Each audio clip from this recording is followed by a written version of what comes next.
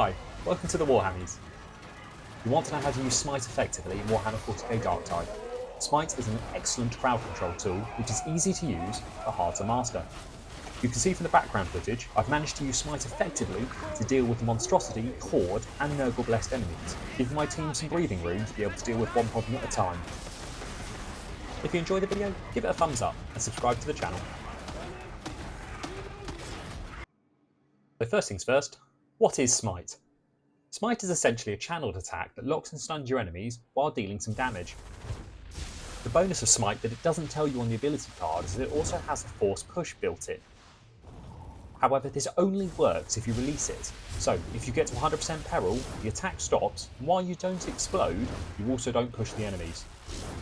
It has two different attacks. First is a charge attack, which you'll be using most of the time, and the second is a single quick stun and push attack, which is fantastic at closing the distance on a single powerful enemy.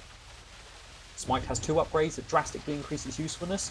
The first increases the total amount of enemies stunned, and the second means your team can do more damage to the stunned enemies.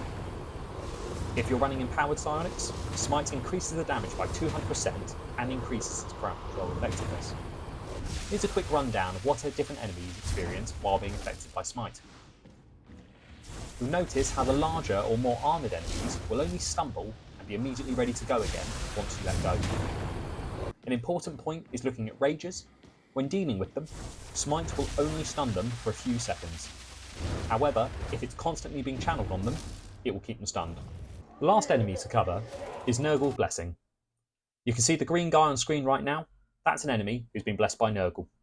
Now the main thing for Smite is they will not be stunned by this. They will keep on coming. However, Smite can still be used to clear space away from them to allow your team to be able to deal with them independently. I'd always recommend having a backup weapon with some high knockback. When learning to use Smite, there are some easy pitfalls. First is to use Smite far too much and ignore the other aspects of your loadout. On higher difficulties, especially Auric Maelstrom missions, you need to be able to jump into either shoot or melee enemies quickly to help the team out. When learning to use Smite, players will tend to struggle with this, and I did too. What will happen is you'll end up getting surrounded by far too many enemies and you won't have the room to be able to do anything. Make sure to switch to a melee weapon when that happens and clear some space. Some good combos are to create space, switch to Smite, charge and then use it until the main group is stunned, pushing them back with a force push. During this, you should be backpedaling using dodges if you can to create space. Just be warned, sometimes you need these dodges. I'm looking at you, Maulers and Ogrins. Using that push really helps pick out targets for your team. A good balance to it is to use it until about 80% peril, and then you should be charging it up again when it reaches about 20%. This is the amount of time it takes for enemies to kind of get up from the push to then start charging you again. When learning to use Smite, I'd recommend taking off Venting Purge, as it will teach you some bad habits, as you shouldn't be getting anywhere near 100% peril. If you do that, you don't get the push, which is an excellent part of the crowd control capabilities of Smite. When it comes to using builds, I really like Empowered Psionics and Dome Shield.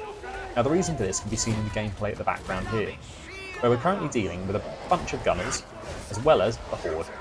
And while we have to backtrack a little bit, my Smite allows to keep the gunners stunned. Once my Dome Shield's back up, I push back with the Dome Shield, allowing that space to be created and to actually push forward. When it comes to loadouts, I prefer to run nothing that would increase my peril. The reason for this is because when learning to use it, I used to run a force sword and a stave, meaning what would happen would I'd switch weapons and I'd charge it accidentally or shoot a few random shots and cause myself to explode. I personally find the shock maul and the bolt pistol are a great combo. The shock maul allows me to deal with large groups and push enemies back with good crowd control, and also doubles up with its special stun attack should I need to deal with something independently while my peril is high. The bolt pistol is a nice addition to be able to do a quick bit of burst damage to some range specials, such as snipers, who you'll be able to see from the safety of your bubble. I'd recommend the Empowered Blitz, and this not only makes your Smite more effective, but it also increases its crowd control capabilities, really helping you build into that support cycle gameplay. If you want to see this loadout in action, I've managed to achieve the Atoma Elite Guard pennant using it. Link will be on screen now. I hope all in all you found this video useful in learning and looking at how to use Smite. It's not overly complicated, but it's about managing peril effectively and making sure you're using it as and when you need to. Just don't be afraid to switch to your melee weapon or your ranged weapon and get stuck in. If you've made it to the end of the video, thanks very much for watching. And please give it a thumbs up and subscribe if you enjoyed it. There'll be more Darktide content coming your way, along with other builds and loadouts.